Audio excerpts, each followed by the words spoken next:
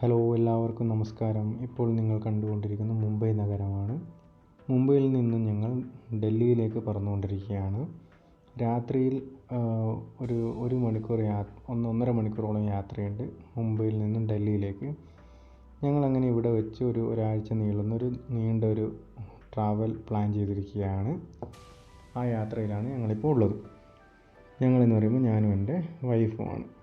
അപ്പോൾ ഇന്നത്തെ ഞങ്ങളുടെ ലക്ഷ്യം ഹരിദ്വാറാണ്. ഹരിദ്വാറിൽ നിന്നാണ് ഞങ്ങൾ യാത്ര തുടങ്ങുന്നത്. അങ്ങനെ 1.5 മണിക്കൂർ യാത്രയ്ക്ക് ശേഷം ഡൽഹി എയർപോർട്ടിലെത്തിയിരിക്കുകയാണ്. ഡൽഹിയിലാണ് ഭയങ്കര തണുപ്പാണ് രാത്രി. ആ തണുത്ത് വിറച്ച് ഞങ്ങൾ അവിടെ നിന്നൊരു ടാക്സി പിടിച്ച് നിസാമുദ്ദീൻ റെയിൽവേ സ്റ്റേഷനിലേക്കാണ് പോയത്. അവിടുന്ന് ഒരു 4 മണിക്കൂർ ട്രെയിനിൽ യാത്ര ചെയ്താൽ നമുക്ക് ഹരിദ്വാറിൽ എത്തിച്ചേരാൻ പറ്റുന്നതാണ്. അപ്പോൾ നമ്മൾ രാത്രി തന്നെ അവിടുന്ന് ട്രെയിൻ കിട്ടി രാവിലെ നമ്മൾ ഹരിദ്വാർ റെയിൽവേ സ്റ്റേഷനിലെത്തി. ഒരു 7 മണിയോടുകൂടി ഹരിദ്വാർ റെയിൽവേ സ്റ്റേഷനിലെത്തി. നോർത്ത് ഇന്ത്യയിലെ വേറൊരു ബുദ്ധിമുട്ട് എന്താണെന്ന് വെച്ചാൽ അധിക ട്രെയിനുകൾ ലേറ്റായിട്ടായിരിക്കും ഓടിക്കൊണ്ടിരിക്കുന്നത്. അത് എന്തുകൊണ്ടാണെന്നറിയില്ല, കാലാവസ്ഥയുടെ പ്രശ്നമൊക്കെ ഉണ്ടാവും, അതുകൊണ്ടായിരിക്കും. അങ്ങനെ ഹരിദ്വാർ റെയിൽവേ സ്റ്റേഷൻ വലിയ തിരക്കുള്ള റെയിൽവേ സ്റ്റേഷനില്ല, പക്ഷേ എല്ലാ സൗകര്യങ്ങളും അവിടെയുണ്ട്. എസ്കലേറ്ററും കാര്യങ്ങളൊക്കെ ഉണ്ട്. അതുവഴി ഞങ്ങൾ അതൊക്കെ യൂസ് ചെയ്ത് പുറത്തേക്കിറങ്ങി. അങ്ങനെ ഞങ്ങൾ എന്ത് ചെയ്തു, ഞങ്ങൾ റൂമൊന്നും ബുക്ക് ചെയ്തിട്ടുണ്ടായിരുന്നില്ല. അതുകൊണ്ട് തന്നെ ഞങ്ങൾ സ്ട്രീറ്റിലേക്കൂടെ നടന്ന് സ്വന്തമായിട്ടൊരു റൂം കണ്ടുപിടിക്കാനുള്ള പര്യടനത്തിലാണ്. അങ്ങനെ ഗൂഗിളൊക്കെ നോക്കി ഏകദേശം നല്ല റിവ്യൂ ഒക്കെ ഉള്ള കുറേ ഹോട്ടൽസുള്ള ഹരിദ്വാറിൻ്റെ പ്രത്യേകത വെച്ചാൽ ആ സിറ്റി റെയിൽവേ സ്റ്റേഷൻ ഇറങ്ങിയാൽ തന്നെ തൊട്ടടുത്ത് തന്നെ ഗലികളിൽ ഇഷ്ടംപോലെ റൂമുകൾ അവൈലബിൾ ആണ്. ഹോട്ടൽസുകളൊക്കെ ഉണ്ട്. വലിയ ഹൈ ഹോട്ടലൊന്നും അല്ലെങ്കിലും അത്യാവശ്യം നല്ല സൗകര്യങ്ങളുള്ള ഹോട്ടലുകളൊക്കെ ലഭ്യമാണ്. അങ്ങനെ ഒരു ഹോട്ടലിൽ ഞങ്ങൾ റൂം എടുത്തു. അവിടെ ചെക്ക് ഇൻ ചെയ്തതിന് ശേഷം നേരെ കുളിച്ചു പുറത്തേക്ക് ഇറങ്ങി.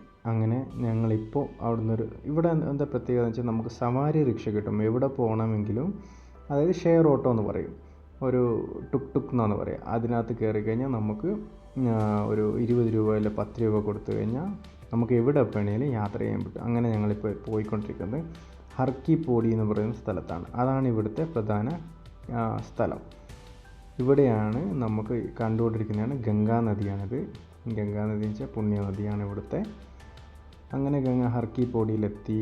അവിടുത്തെ സ്ട്രീറ്റുകളിലൂടെയൊക്കെ നടന്ന് നമ്മൾ ഗംഗയുടെ തീരത്തേക്കാണ് പോയിക്കൊണ്ടത്. ഒരുപാട് ഭക്ഷണ സാധനങ്ങളും തണുപ്പിനിടുന്ന ഡ്രസ്സുകളും ഒരുപാട് കച്ചവടങ്ങൾ ഇതിൻ്റെ കരയിലായിട്ട് കാണാൻ പറ്റും. അപ്പോൾ ഈ ഗേറ്റ് പോലത്തെ ബാരിക്കേഡ് കഴിഞ്ഞ് കഴിഞ്ഞാൽ അപ്പുറത്തേക്ക് നമുക്ക് ഹർ കി പൗടി എന്ന് പറയുന്ന ഗംഗയുടെ തീരത്ത് വിശാലമായി കെട്ടിയൊരുക്കിയ സ്ഥലമാണ്. ഇവിടെ നമുക്ക് ഒരുപാട് കച്ചവടങ്ങൾ കാണാൻ പറ്റും. അതിൻ്റെ കൂട്ടത്തിൽ നമുക്ക് ഒരുപാട് ഓറഞ്ച് കളർ പാത്രങ്ങൾ കാണുന്നുണ്ടോ സൈഡിൽ വിൽക്കാൻ വെച്ചിട്ട്, പ്ലാസ്റ്റിക്കിൻ്റെ. അതെന്തിനാണെന്ന് വെച്ച് കഴിഞ്ഞാൽ ഇവിടെ വരുന്ന സഞ്ചാരികൾക്ക് ഗംഗാജലം ശേഖരിച്ച് വീട്ടിലേക്കൊക്കെ കൊണ്ടുപോകാൻ വേണ്ടിയിട്ടാണ് അതിങ്ങനെ പല കളറിലുള്ള കന്നാസുകൾ വെച്ചിരിക്കുന്നത്. ഇവിടെയൊക്കെ ഗംഗ നമ്മൾ വാരണാസിയിലൊന്നും കാണുന്ന പോലെയല്ല. നല്ല എന്താ പറയുക, ഒരു പച്ച കളറിൽ നല്ല ശുദ്ധമായ ഗംഗ ജലമാണ് കാണുന്നത്. കാരണം ഋഷികേശിൽ നിന്ന് ഒഴുകി ഇവിടെ വരികയാണ്, മലനിരകളിൽ നിന്ന് ഒഴുകി ഇവിടെ വരുമ്പോഴേക്കും വലിയ രീതിയിൽ ജനങ്ങളുടെ ഇടപാടില്ലാത്തതുകൊണ്ട് മലിനമാകുന്നില്ല. ഇപ്പോൾ നിങ്ങൾ കാണുന്ന രുദ്രാക്ഷമാണ്. ഒരാളിവിടെ രുദ്രാക്ഷത്തിൻ്റെ കായ വിൽക്കുകയാണ്. 20 രൂപയാണ് ഒരു രുദ്രാക്ഷത്തിൻ്റെ കായക്ക്. അത് ഉരച്ച് രുദ്രാക്ഷമാക്കി കൊടുക്കും. അങ്ങനെ അവിടെ നടന്ന് വരുമ്പോൾ അതിന് ഗംഗയുടെ സൈഡിലായിട്ട് എന്താ പറയുക, ബലിയിടും. നമ്മുടെ നാട്ടിൽ ബലിയിടുക എന്നൊരു ഓരോ ആചാരങ്ങളാണ്. അതൊക്കെ ചെയ്യുന്ന കുറേ ആൾക്കാർ അവിടെ കാണാൻ പറ്റും. അങ്ങനെ നമ്മൾ ഗംഗയുടെ തീരത്തൂടെ നടന്ന് അങ്ങനെ വിശന്നു. ഒരു ഹോട്ടലിൽ കയറി ലഞ്ച് കഴിച്ചു. 100 രൂപയ്ക്ക് നല്ല താലി കിട്ടിയ റോട്ടിയും കറിയും.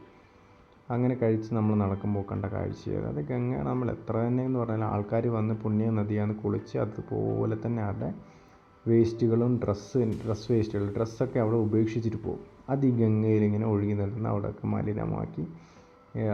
എത്രയൊക്കെ നമ്മൾ ഗംഗാ സംരക്ഷണം എന്നൊക്കെ പറഞ്ഞാലും ഗവൺമെൻറ്റൊക്കെ എത്ര തന്നെ ചെയ്താലും നമ്മുടെ ബേസിക് ആൾക്കാരുടെ കൾച്ചർ മാറാത്തിടത്തോളം കാലം ഇതൊന്നും നടക്കാൻ പോകുന്നില്ല. ബേസിക്കലി ജനങ്ങളെ നമ്മൾ എഡ്യൂക്കേറ്റ് ചെയ്യേണ്ടിയിരിക്കുന്നു. പക്ഷേ ഇവിടെയുള്ള സ്ഥലങ്ങളൊക്കെ കാണാൻ വളരെ ബ്യൂട്ടിഫുള്ളാണ്, കളർഫുള്ളാണ്. പെയിൻറ്റിങ് ഒക്കെ ചെയ്ത് ഗവൺമെൻറ് ഒരുപാട് ഇതിനെ നീറ്റായി കീപ്പ് ചെയ്യാൻ വേണ്ടി ശ്രമിക്കുന്നുണ്ട്. അതിന് വേണ്ട സ്റ്റാഫിനെയും ആൾക്കാരെയൊക്കെ നിയോഗിച്ചിട്ടുണ്ട്. ഒരുപാട് വർഷം മുന്നേയുള്ള ഹരിദ്വാറിനേക്കാളും ഇപ്പോൾ ഒരുപാട് നീറ്റാക്കി വൃത്തിയാക്കി വെക്കാൻ വേണ്ടി ഗവൺമെൻറ് ഒരുപാട് പദ്ധതികൾ കൊണ്ടുവന്നിട്ടുണ്ട്. ഈ കാണുന്ന ഏരിയ ഗംഗാ നദീനെ അവർ തന്നെ ഒന്ന് തിരിച്ചു വിട്ടേക്കാണ്. മെയിൻ നദിയിൽ നിന്ന് ഒരു ചെറിയൊരു ഇടവഴിയായിട്ട് തിരിച്ചു വിട്ടേക്കാണ്. കാരണം ആൾക്കാർക്ക് കുളിക്കാനും അതൊക്കെ ചെയ്യാൻ പറ്റും. കാരണം അപ്പുറത്ത് നിങ്ങൾ കാണുന്നതാണ് മെയിൻ ഗംഗാ നദി. അതിൻ്റെ കൈവരിയാണ് ഉള്ളിൽ കാണുന്നത്. അത് ആർട്ടിഫിഷ്യലി ഉണ്ടാക്കി വെച്ച ഒരു ഇതാണ്. അധികം ആഴമില്ലാണ്ട് ആൾക്കാർ കുളിക്കാനും ഇതൊക്കെ ചെയ്യാൻ വേണ്ടി, പൂജയൊക്കെ ചെയ്യാൻ വേണ്ടിയിട്ട്. അങ്ങനെ നമ്മൾ ഗംഗാനദിയുടെ മുകളിലൊരു പടവ് കയറിയപ്പോൾ നമുക്ക് നല്ലൊരു വ്യൂ കാണാൻ പറ്റും. ഇവിടുന്ന് പൂർണ്ണമായും ഗംഗാനദിയും ആ ഒരു ഹർക്കിപ്പോടി ആ ഒരു ഏരിയ മൊത്തമായിട്ട് കാണാൻ പറ്റും. ഇവിടെ കുറേ പാലങ്ങളുണ്ട്. അതൊന്ന് രാമസേതു, ഒന്ന് ലക്ഷ്മൺ സേതു, അങ്ങനെയൊക്കെ പറഞ്ഞ് ഒരുപാട് പാലങ്ങളാണ്. അതായത് നമ്മുടെ ഈ ഗംഗാനദിനെ ക്രോസ് ചെയ്യാൻ വേണ്ടിയിട്ട് ഒരുപാട് പാലങ്ങളുണ്ട്. അതിന് ഓരോന്നിനും രാമൻ്റെ ലക്ഷ്മണൻ്റെ ഒക്കെ പേര് കൊടുത്തേക്കാണ്. അങ്ങനെ ഒരു ദേവി ടെമ്പിൾ ഉണ്ട് ഇതിൻ്റെ അടുത്തെന്ന് പറഞ്ഞിട്ട് നമ്മൾ അങ്ങനെ ദേവി ടെമ്പിളിലേക്ക് പോവുകയാണ്. അവിടത്തേക്ക് നമുക്ക് റോപ്പ് വേ കിട്ടും. അപ്പോൾ ആ റോപ്പ് വേയിലേക്ക് കയറാൻ വേണ്ടി പോകുന്നതിൻ്റെ വഴികളാണ് ഇവിടെ കാണുന്നത്. രണ്ട് സൈഡിലും ഒരുപാട് കച്ചവടങ്ങളാണ്. ഇവിടുത്തെ ആൾക്കാരൊക്കെ മെയിനായിട്ട് ജീവിക്കുന്ന കച്ചവടങ്ങളിലൂടെ തന്നെയാണ്, ടൂറിസ്റ്റുകൾ വരുന്നതിലൂടെ. അപ്പോൾ നമ്മളിങ്ങനെ ഇതാണ് നമ്മൾ കാണുന്ന റോപ്പ് വേ. ഇവിടെ നമ്മൾ ടിക്കറ്റ് എടുത്തിട്ട് വേണം അങ്ങോട്ട് മുകളിലോട്ട് കയറാൻ. അപ്പോൾ അവിടെ ഒരു ടിക്കറ്റ് കൗണ്ടർ ഉണ്ട്. അവിടെ ഏകദേശം 398 400 റുപ്പീസായി നമുക്ക് 2 പേർക്ക് കൂടിയിട്ട്. അങ്ങനെ നമ്മൾ റോപ്പ് വേയിലേക്ക് പോവുകയാണ്. ഇവിടെയൊക്കെ സ്ഥലങ്ങളൊക്കെ വളരെ വൃത്തിയായി കീപ്പ് ചെയ്തിട്ടുണ്ട് കേട്ടോ. നല്ല നേച്ചറും കാര്യങ്ങളൊക്കെ. ഓൾറെഡി ഇവിടെ ഈ സ്ഥലങ്ങളൊക്കെ എന്ന് വെച്ചാൽ തണുപ്പുള്ള സ്ഥലങ്ങളായതുകൊണ്ട് പ്രകൃതി തന്നെ നല്ല ഭംഗിയുള്ളതാണ്. പിന്നെ അതിൻ്റെ കൂടെ നമ്മുടെ സർക്കാർ ഇപ്പോൾ നല്ല രീതിയിൽ ഇങ്ങനെയുള്ള സ്ഥലങ്ങളൊക്കെ മെയിൻറ്റെയിൻ ചെയ്ത് നിർത്താൻ വേണ്ടി ശ്രമിക്കുന്നുണ്ട്. അങ്ങനെ അവിടെ നിന്ന് ടിക്കറ്റൊക്കെ എടുത്തു. നമ്മൾ ക്യൂ നിന്ന് ഇതിനകത്ത് റോപ്പ് വേയിൽ കയറി മുകളിലോട്ട് പോയി. ആ റോപ്പ് വേയിൽ നിന്ന് മുകളിലോട്ട് പോകുമ്പോഴുള്ള വ്യൂ ഒന്നും പറയാനില്ല. വളരെ ബ്യൂട്ടിഫുള്ളാണ്. അതിൻ്റെ താഴത്തെ ഭാഗങ്ങൾ ഗാർഡനൊക്കെ ആക്കി സൂക്ഷിച്ചിട്ടുണ്ട്. മുകളിൽ നിന്ന് നോക്കുമ്പോൾ നമുക്ക് താഴെ ഗംഗാ നദിയും കാണാൻ പറ്റും അതിൻ്റെ കൂട്ടത്തിൽ തന്നെ.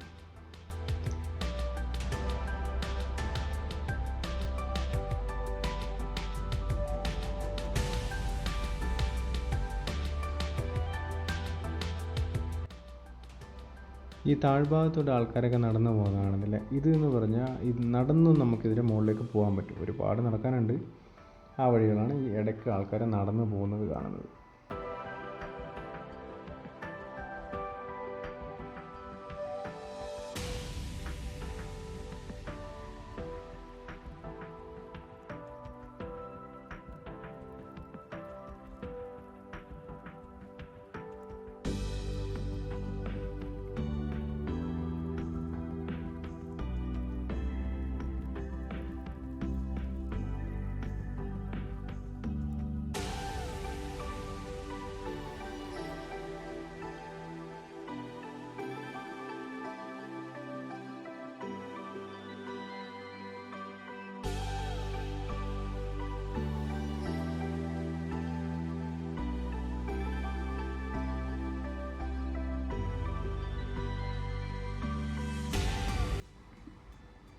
നോർത്ത് ഇന്ത്യ വന്നാൽ നമ്മൾ ഒഴിച്ചുകൂടാൻ പറ്റാത്തൊരു സാധനമാണ് ചായ. പ്രത്യേകിച്ച് ഈ തണുപ്പത്ത് നല്ല ഇഞ്ചിയൊക്കെ ഇട്ട് നല്ല തിളപ്പിച്ചെടുക്കുന്ന ചായ ഗംഗാ നദീനെയും കണ്ട് കുടിക്കുമ്പോഴല്ലോ അതൊരു പ്രത്യേക സുഖം തന്നെയാണ്.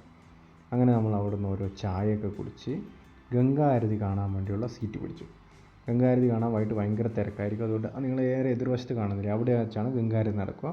അതുകൊണ്ട് നമ്മളൊരു 4 മണി 6 മണിക്കാണ് ഗംഗാ ആരതി നടക്കുന്നത്. ഒരു 4:30 5 മണിയാകുമ്പോഴത്തേക്കും ഞങ്ങൾ അവിടെ വന്ന് ഫ്രണ്ടിൽ തന്നെ ഞങ്ങൾക്ക് സീറ്റ് കിട്ടി. അപ്പോഴത്തേക്കും ആൾക്കാരൊക്കെ വന്നു തുടങ്ങി. ഒരുപാട് ആൾക്കാർ വന്നിരുന്നു ഗംഗാ ആരതി കാണാൻ. ഇവിടുത്തെ ഗംഗാ ആരതി വളരെ ഫേമസ് ആണ്. അപ്പോൾ അതുകൊണ്ട് അങ്ങനെ ഇനി നമ്മൾ ഋഷികേശിലും പോയി ഗംഗാ ആരതി കാണാം. അവിടെ ഇതിനേക്കാളും നല്ല ഗംഗാ ആരതിയാണെന്നാണ് പറയപ്പെടുന്നത്. അറിയില്ല, അവിടെ ഞങ്ങൾ പോയിട്ടില്ല. അങ്ങനെ വൈകിട്ട് കുറേ നേരം ഇരുന്നു. അപ്പുറത്തെ സൈഡിൽ ഇപ്പുറത്തെ സൈഡിലൊക്കെ ആൾക്കാർ വന്നു.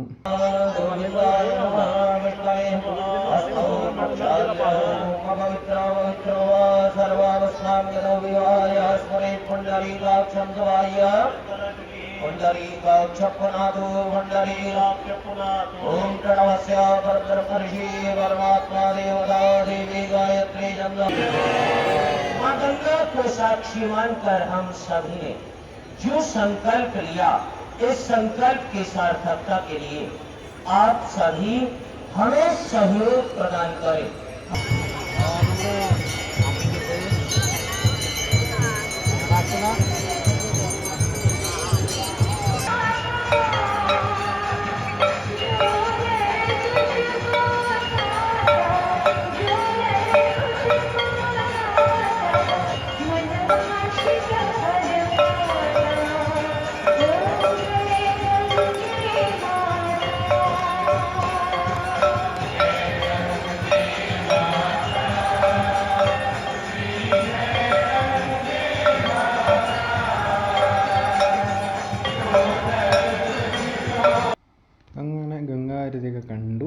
ആയപ്പോഴത്തേക്കും അവിടെ നിന്ന് എഴുന്നേറ്റ് കഴിയുമ്പോഴത്തേക്കും ചുറ്റുപാട് നല്ല ലൈറ്റിംഗ് ഒക്കെ ചെയ്ത് എന്ത് ഭംഗിയാക്കി വെച്ചിരിക്കുകയെന്നറിയാം. ബ്രിഡ്ജിനകത്തൊക്കെ ഉണ്ട്. ഇതിപ്പം എന്താ പറയുക, രാമൻ്റെ അമ്പും രാം സേതുവാണിത്. രാമൻ്റെ അമ്പും വില്ലും പോലെയൊക്കെ ഡിസൈനൊക്കെ ആക്കി പലതരം ലൈറ്റിംഗ് ഒക്കെ ആക്കി വളരെ ബ്യൂട്ടിഫുൾ ആക്കിയിട്ടുണ്ട്. അവിടെ നിന്ന് ഞങ്ങളങ്ങനെ പുറത്തേക്ക് ഇറങ്ങി ഒരു എന്താ പറയുക കച്ചോടിയും ഇതൊക്കെ കഴിച്ചു. ഭയങ്കര തിരക്കായിരുന്നു. അങ്ങനെ അടുത്തതായിട്ടാണ് നമ്മൾ അമ്പലത്തിൻ്റെ ഏരിയയിലൊക്കെ പോകുന്നത്. ഇവിടെ വരുമ്പോൾ പ്രത്യേകം ശ്രദ്ധിക്കുക, നമ്മളെ വിളിച്ച് അമ്പലത്തിൻ്റെ ഉള്ളിൽ കയറ്റും. അവിടെ നിന്ന് നിർബന്ധിച്ച് പൈസ വാങ്ങുന്ന പരിപാടി ഉണ്ട് കേട്ടോ. പൂജാരിമാർ എന്താ ദാനം തരുമോ ചോദിക്കും. അപ്പോൾ ആരും അതിനകത്തൊന്നും പെട്ടുപോകാൻ പാടില്ല. അങ്ങനെ അമ്പലങ്ങളൊക്കെ കണ്ടു. അതിനകത്ത് നല്ല വൃത്തിയാക്കി ടൈലൊക്കെ ഇട്ട് നല്ല ഭംഗിയാക്കി ഒരുക്കി വെച്ചിട്ടുണ്ട്. അങ്ങനെ ഗംഗയുടെ ലൈറ്റിംഗ് ഒക്കെ കണ്ടു. അങ്ങനെ ഇന്നത്തെ രാത്രി ഞങ്ങൾ തിരിച്ച് റൂമിലേക്ക് പോവുകയാണ്. അപ്പോൾ വീണ്ടും ഹരിദ്വാറിലെയും ഋഷികേശിലൊക്കെ വിശേഷങ്ങളായിട്ട് നാളെ കാണാം. Good bye, good night.